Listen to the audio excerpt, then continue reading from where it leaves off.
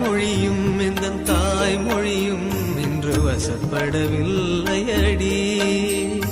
வயிற்றுக்கும் தொண்டைக்கும் உருவமில்லா ஒரு உருண்டையும் உருளுதடி.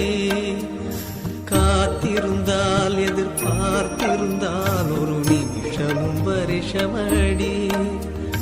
கண்கள் எல்லாம் என்னை பார்ப்பது போல் ஒரு கலக்கமும் தோன்றுதடி.